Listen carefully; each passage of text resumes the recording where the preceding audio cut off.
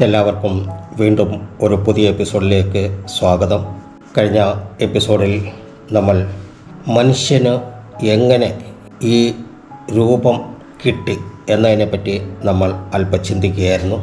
അപ്പോൾ ദൈവം നമ്മെ എന്തുകൊണ്ട് ഇങ്ങനെ സൃഷ്ടിച്ചു? 2 കണ്ണിന് പകരം 4 കണ്ണ് തന്നിരുന്നെങ്കിൽ പിന്നിലുള്ള ആക്രമണം നമുക്ക് തടയാമായിരുന്നു. 2 കൈകൾക്ക് പകരം 4 കൈകൾ തന്നിരുന്നെങ്കിൽ കുറച്ച് കൂടുതൽ ജോലികൾ ചെയ്യാമായിരുന്നു. 4 കാലുകൾ ഉണ്ടായിരുന്നെങ്കിൽ എത്ര നന്നായിരുന്നു, എത്രയും വേഗം നമുക്ക് നടക്കാമായിരുന്നു. ആനയുടെ ചെവി പോലെ വലിയ 2 ചെവി തന്നിരുന്നെങ്കിൽ കൂടുതൽ സിഗ്നൽ നമുക്ക് പിടിക്കാമായിരുന്നു.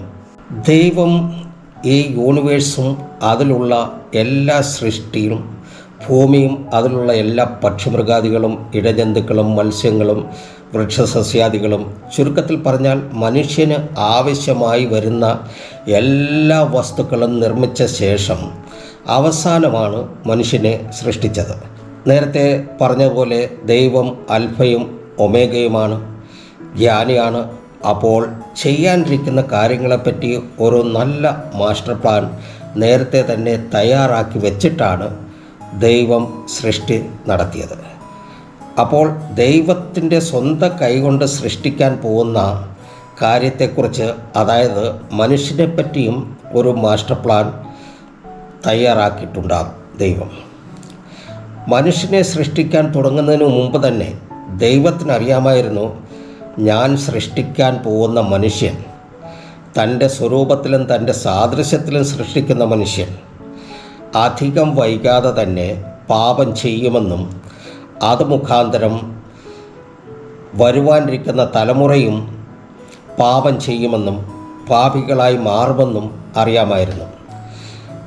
അങ്ങനെ പാപിയായിരിക്കുന്ന മനുഷ്യൻ്റെയും വരും തലമുറകളുടെയും പാപത്തിൻ്റെ പരിഹാരത്തിനായി, അവരുടെ രക്ഷയ്ക്കായി, അവരുടെ വീണ്ടെടുപ്പിനായി തൻ്റെ ഏകജാതനായ പുത്രനെ ഭൂമിയിലേക്ക് അയക്കേണ്ടി വരുമെന്നും ദൈവത്തിനറിയാമായിരുന്നു. ആ ഏകജാതനാകുന്ന യേശുവിൻ്റെ ശരീരഘടന ദൈവത്തിൻ്റെ മാസ്റ്റർ പ്ലാനിൽ മുമ്പ് തന്നെ രേഖപ്പെടുത്തിയിട്ടുണ്ടാകും. ആ യേശുവിൻ്റെ രൂപം മനസ്സിൽ വെച്ചുകൊണ്ടായിരിക്കണം ദൈവം മനുഷ്യനെ സൃഷ്ടിച്ചത്. നമുക്കിവിടെ ഒരു വാക്യം വായിക്കാം. യോഹന്നാൻ 1:14. വചനം ജഡമായി തീർന്നു, കൃപയും സത്യവും നിറഞ്ഞവനായി നമ്മുടെ ഇടയിൽ പാർത്തു. ഞങ്ങൾ അവൻ്റെ തേജസ് പിതാവിൽ നിന്നും ഏകജാതനായവൻ്റെ തേജസ്സായി കണ്ടു. ഇവിടെ നാം ശ്രദ്ധിക്കുകയാണെങ്കിൽ വ്യക്തമായിട്ട് പറയുന്നു, വചനം ജഡമായി തീർന്നു. ഇവിടെ എങ്ങും പറയുന്നില്ല മനുഷ്യ അവതാരമെന്നോ അല്ലെങ്കിൽ മനുഷ്യ വേഷമെടുത്തെന്നോ ഒന്നും തന്നെ ഇവിടെ പറയുന്നില്ല. വചനത്തിൽ പറയുന്നു, കൃപയും സത്യവും നിറഞ്ഞവനായി നമ്മുടെ ഇടയിൽ പാർത്തു. അപ്പോൾ ഇതിൽ നിന്നും മനസ്സിലാക്കേണ്ടത്, യേശുക്രിസ്തു ഒറിജിനലും നമ്മൾ മനുഷ്യർ യേശുവിൻ്റെ ഫോട്ടോ കോപ്പിയുമാണ്. പലരും ധരിച്ചിരിക്കുന്നത് മനുഷ്യൻ ഒറിജിനലും യേശു ഡ്യൂപ്ലിക്കേറ്റുമാണെന്നാണ്. യേശു മനുഷ്യവേഷം എടുക്കാൻ മനുഷ്യന് എന്ത് യോഗ്യതയാണുള്ളത്? ഇനിയെങ്കിലും എന്നെ കേൾക്കുന്ന ആരും തന്നെ യേശു മനുഷ്യവേഷമെടുത്ത് ഭൂമിയിൽ വന്നു എന്ന് പറയാതിരിക്കാൻ ശ്രമിക്കുക. ഇതെൻ്റെ ഒരു റിക്വസ്റ്റാണ്. നിങ്ങൾക്കത് സ്വീകരിക്കുകയോ തള്ളിക്കളയുകയോ ചെയ്യാം. ഓക്കെ, നാം ദൈവസ്നേഹത്തെപ്പറ്റി സംസാരിക്കാൻ തുടങ്ങിയായിരുന്നു. ഒരു വചനം വായിക്കാം. യോഹന്നാൻ 3:16. തൻ്റെ ഏകജാതനായ പുത്രനിൽ വിശ്വസിക്കുന്ന ഏവനും നശിച്ചു പോകാതെ നിത്യജീവൻ പ്രാപിക്കേണ്ടതിന് ദൈവം അവനെ നൽകുവാൻ തക്കവണ്ണം ലോകത്തെ സ്നേഹിച്ചു. നാം ബൈബിളിലെ കാര്യം തന്നെ നോക്കുകയാണെങ്കിൽ, പഴയ നിയമകാലത്ത് ആരെങ്കിലും പാപം ചെയ്താൽ ആ പാപത്തിൻ്റെ പ്രായശ്ചിത്തത്തിനായി അവരവരുടെ കഴിവിനനുസരിച്ചിട്ട് പ്രാവിനെയോ ആട്ടിൻകുട്ടിയെയോ കാളയെയോ ബലിയർപ്പിക്കണമായിരുന്നു.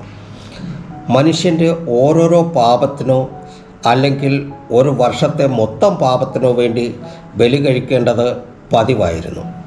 അങ്ങനെയെങ്കിൽ ഈ ലോകത്ത് എത്രമാത്രം ജനങ്ങളാണ്? ഓരോ വ്യക്തികളുടെയും ഓരോ പാപത്തിന് പക്ഷികളെയും മൃഗങ്ങളെയും ബലി കഴിക്കുകയായിരുന്നെങ്കിൽ അവയുടെയൊക്കെ വംശനാശം ഭവിക്കുമായിരുന്നു. ഈ ബലി എന്നേക്കുമായി നിർത്താൻ ദൈവത്തിൻ്റെ മുൻപിൽ ഒരേ ഒരു മാർഗമേ ഉണ്ടായിരുന്നുള്ളൂ. ദൈവത്തിൻ്റെ സ്വന്തം കൈയാൽ സൃഷ്ടിച്ച മനുഷ്യനെ, ദൈവത്തിൻ്റെ അതിശ്രേഷ്ഠമായ സൃഷ്ടി മനുഷ്യനെ ദൈവം വളരെയധികം സ്നേഹിക്കുന്നു. ആ മനുഷ്യരും അവരുടെ പിൻഗാമികളായ മനുഷ്യരും പാപത്തിലകപ്പെട്ട് നശിക്കാതിരിക്കാൻ വേണ്ടി ഒരേ ഒരു ബലി കഴിക്കുക, അതും തൻ്റെ ഏകജാതനായ മകൻ യേശുക്രിസ്തുവിനെ തന്നെ ബലി കഴിക്കാൻ നിശ്ചയിച്ചു. ആ ഒരൊറ്റ ബലി കൊണ്ട് അന്നുള്ളവരുടെയും ഇന്ന് ജീവിച്ചിരിക്കുന്നവരുടെയും ഇനി വരാനിരിക്കുന്ന തലമുറകളുടെയും പാപക്ഷമ നടത്തുക. ഇതിനാധാരമായുള്ള വചനമാണ് നമ്മൾ വായിച്ചത്. യോഹന്നാൻ 3:16. തൻ്റെ ഏകജാതനായ പുത്രനിൽ, അതായത് യേശുക്രിസ്തുവിൽ വിശ്വസിക്കുന്ന ഏവനും നശിക്കാതെ നിത്യജീവൻ പ്രാപിക്കേണ്ടതിന് ഒരു വ്യക്തി പോലും നശിക്കരുതെന്നും ഭൂലോകത്തിലുള്ള എല്ലാവർക്കും നിത്യജീവൻ നൽകണമെന്നും ദൈവം ആഗ്രഹിക്കുന്നു. ദൈവം അവനെ നൽകുവാൻ തക്കവണ്ണം, അതായത് യേശുവിനെ നൽകുവാൻ തക്കവണ്ണം ലോകത്തെ സ്നേഹിച്ചു. അതായത് ദൈവം ലോകത്തിലുള്ള ജനങ്ങളെ അത്രമാത്രം സ്നേഹിക്കുന്നു എന്നതിൻ്റെ തെളിവായി സ്വന്തം ഏകജാതനായ പുത്രൻ യേശുവിനെ വരെ ബലി കഴിപ്പിച്ചു. ഇനിയും ഇതിനപ്പുറം ഒരു സ്നേഹം കാണാൻ കഴിയുമോ? ദൈവം ഇത്ര വലിയ ത്യാഗം പാപികളായിരുന്ന നമുക്ക് വേണ്ടി ചെയ്തെങ്കിൽ ആ ദൈവത്തിന് വേണ്ടി നാമും എന്തെങ്കിലും ചെയ്യണ്ടേ?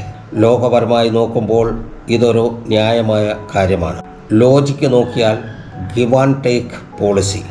എന്നാൽ സ്നേഹസമ്പന്നനായ ദൈവം ഇത്രയും വലിയ വില എനിക്കും നിങ്ങൾക്കും വേണ്ടി കൊടുത്തപ്പോൾ പകരത്തിനായി ഒന്നും തന്നെ നമ്മോട് ആവശ്യപ്പെട്ടിട്ടില്ല. നിങ്ങളുടെ ധനമോ സമ്പത്തോ നിങ്ങളുടെ ജീവനെയോ ഒന്നും ദൈവത്തിന് വേണ്ട. പക്ഷേ ദൈവം ഒന്നാഗ്രഹിക്കുന്നു. ഒരു വചനം വായിക്കുന്നു, 1 യോഹന്നാൻ 4:11. പ്രിയമുള്ളവരെ, ദൈവം നമ്മെ ഇങ്ങനെ സ്നേഹിച്ചുവെങ്കിൽ നാമും അന്യോന്യം സ്നേഹിക്കേണ്ടതാകുന്നു. ദൈവം നമ്മെ ഓരോരുത്തരെയും ആണും പെണ്ണുമായി സൃഷ്ടിച്ചു. പുരുഷന്മാരെ തുല്യതയിൽ, സ്ത്രീകളെ തുല്യതയിൽ. ആർക്കും തന്നെ ഒരു സ്പെഷ്യൽ കൺസിഡറേഷൻ ദൈവം നൽകിയില്ല. എല്ലാവരും തുല്യർ.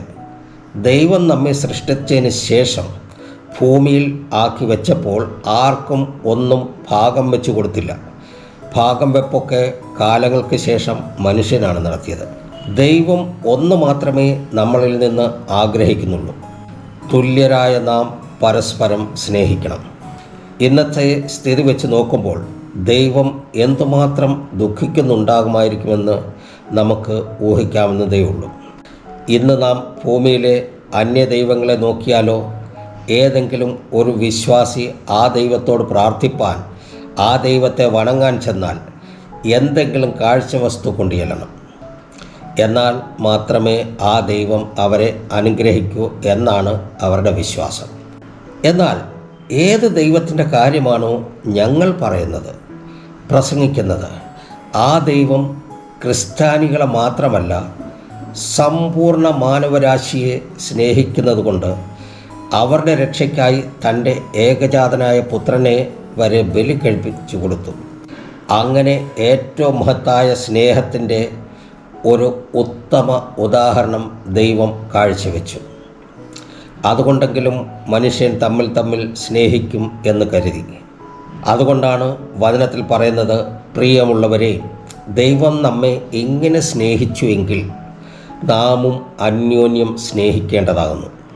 ഇന്ന് ലോകത്തിൽ നോക്കിയാൽ ലക്ഷക്കണക്കിന്, കോടിക്കണക്കിന് ദേവന്മാരും ദൈവമാരുമുണ്ട്, ആരാധനാമൂർത്തികളുണ്ട്. ഒരു മനുഷ്യന് ദൈവത്തെ തിരഞ്ഞെടുക്കുകയും ആ ദൈവത്തെ ആരാധിക്കാനുമുള്ള സ്വാതന്ത്ര്യവും സാഹചര്യങ്ങളുമുണ്ട്. എന്നാൽ ഏത് ദൈവത്തിൻ്റെ കാര്യമാണോ ഞങ്ങൾ പറയുന്നതും പ്രസംഗിക്കുന്നതും അത് ഏകദൈവമാണ്. അപ്പോൾ തിരഞ്ഞെടുക്കേണ്ട ആവശ്യം വരുന്നില്ല. ആ ഏകദൈവം ആദ്യം നമ്മെ സ്നേഹിച്ചു. അതിന് ഒരു വാക്യം വായിക്കാം. 1 യോഹന്നാൻ 4:19. അവൻ ആദ്യം നമ്മെ സ്നേഹിച്ചതുകൊണ്ട് നാം സ്നേഹിക്കുന്നു. ആദ്യം ദൈവം നമ്മെ സ്നേഹിച്ചു. ഇവിടെ ദൈവം കാണിച്ച മാതൃക ശ്രദ്ധിക്കുക. ഗിവ് ആൻഡ് ടേക്ക് പോളിസിയാണ്. ആദ്യം കൊടുക്കുക, പിന്നെ വാങ്ങുക. ഇവിടെ ദൈവം ആദ്യം നമ്മെയാണ് സ്നേഹിച്ചത്. അതിന് പകരമായി നാം സ്നേഹിച്ചാൽ മതി. അടുത്ത ഒരു വാക്യത്തിൽ മനുഷ്യൻ്റെ ചിന്തയെയും വിചാരങ്ങളെയും തന്നെ മാറ്റിമറിക്കുന്ന ഒരു സത്യം വെളിപ്പെടുത്തുന്നു. വാക്യം വായിക്കാം. 1 യോഹന്നാൻ 4:20-21 വാക്യം. ഞാൻ ദൈവത്തെ സ്നേഹിക്കുന്നു എന്ന് ഞാൻ പറയുകയും തൻ്റെ സഹോദരനെ പകയ്ക്കുകയും ചെയ്യുന്നവൻ കള്ളനാകുന്നു. ഞാൻ കണ്ടിട്ടുള്ള സഹോദരനെ സ്നേഹിക്കാത്തവന് കണ്ടിട്ടില്ലാത്ത ദൈവത്തെ സ്നേഹിപ്പാൻ കഴിയുന്നതല്ല. ദൈവത്തെ സ്നേഹിക്കുന്നവൻ സഹോദരനെയും സ്നേഹിക്കണം എന്നീ കൽപ്പന നമുക്ക് അവങ്കൽ നിന്ന് ലഭിച്ചിരിക്കുന്നു. നാടൻ ഭാഷയിൽ പറയുകയാണെങ്കിൽ, നീ കണ്ടിട്ടില്ലാത്ത ദൈവത്തെ സ്നേഹിക്കാൻ വരട്ടെ. ആദ്യം നീ പോയി നിന്നോട് കൂടെയുള്ള, നീ എന്നും കാണുന്ന നിൻ്റെ സഹോദരനെ സ്നേഹിക്കുക. ഇതൊരു ലോജിക്കായ കാര്യമാണ്. ഹല്ലേലൂയ. ഞാൻ ആരെയും വിധിക്കാൻ യോഗ്യനല്ല. എന്നിരുന്നാലും ഇത് പറയാതിരിക്കാനും വയ്യ. കുറച്ച് ദൈവദാസന്മാരെ എനിക്കറിയാം. പുറമേ നിന്ന് നോക്കുമ്പോൾ വലിയ ആത്മീയനാണെന്ന് തോന്നും. അവരുടെ മട്ടും ഭാവവും ഒക്കെ കണ്ടു കഴിഞ്ഞാൽ തോന്നും ദൈവത്തെ അവരുടെ പോക്കറ്റിൽ വെച്ചുകൊണ്ട് നടക്കുകയാണെന്ന്. എന്നാൽ അവരുടെ കുടുംബത്തിലുള്ളവരോട് പോലും സംസാരിക്കാൻ വിമുഖത കാണിക്കുന്നവരാണ്. ദൈവവചനം എത്ര കൃത്യമായി പറയുന്നു. ദൈവത്തെ സ്നേഹിക്കുന്നു എന്ന് പറയുകയും തൻ്റെ സഹോദരനെ വെറുക്കുകയും ചെയ്യുന്നവൻ കള്ളനാകുന്നു. ദൈവം പറഞ്ഞ ഒരു കാര്യം നമുക്ക് ശ്രദ്ധിച്ചാൽ അവിടെ 4 തരത്തിലുള്ള സ്നേഹത്തെപ്പറ്റി ദൈവം പറയുന്നു. ദൈവത്തെ സ്നേഹിക്കണം, രണ്ടാമത് സഹോദരനെ സ്നേഹിക്കണം, മൂന്നാമത് തൻ്റെ അയൽക്കാരനെ സ്നേഹിക്കണം, നാലാമത് ഒരു പടി കൂടി മുന്നോട്ട് കയറി പറഞ്ഞു കഴിഞ്ഞാൽ തൻ്റെ ശത്രുവിനെ സ്നേഹിക്കണം. അതുകൊണ്ട് ആദ്യം നമ്മെ സ്നേഹിച്ച ആ ഒരേ ഒരു ദൈവത്തെ നാം എങ്ങനെ സ്നേഹിക്കണം? അത് പറയുകയാണെങ്കിൽ 3 കാര്യങ്ങളുണ്ട്. പൂർണ്ണ ഹൃദയത്തോടെ, രണ്ടാമത് പൂർണ്ണ ആത്മാവോടെ, മൂന്നാമത് പൂർണ്ണ മനസ്സോടും കൂടെ സ്നേഹിക്കണം. അതിന് വചനം എന്ത് പറയുന്നു എന്ന് നമുക്ക് നോക്കാം. മത്തായി എഴുതിയ സുവിശേഷം 22-ാം അധ്യായത്തിൻ്റെ 37 മുതൽ 40 വരെയുള്ള വാക്യങ്ങൾ. യേശു അവനോട്, നിന്റെ ദൈവമായ കർത്താവിനെ നീ പൂർണ്ണ ഹൃദയത്തോടും പൂർണ്ണ ആത്മാവോടും പൂർണ്ണ മനസ്സോടും കൂടെ സ്നേഹിക്കണം. ഇതാകുന്നു വലിയതും ഒന്നാമത്തേതുമായ കൽപ്പന. രണ്ടാമത്തേത് അതിനോട് സമം. കൂട്ടുകാരനെ നിന്നെപ്പോലെ തന്നെ സ്നേഹിക്കണം. ഈ 2 കൽപ്പനകളിൽ സകല ന്യായപ്രമാണവും പ്രവാചകന്മാരും അടങ്ങിയിരിക്കുന്നു എന്ന് പറഞ്ഞു. ഈ എപ്പിസോഡ് ഇവിടെ നിർത്തുന്നു.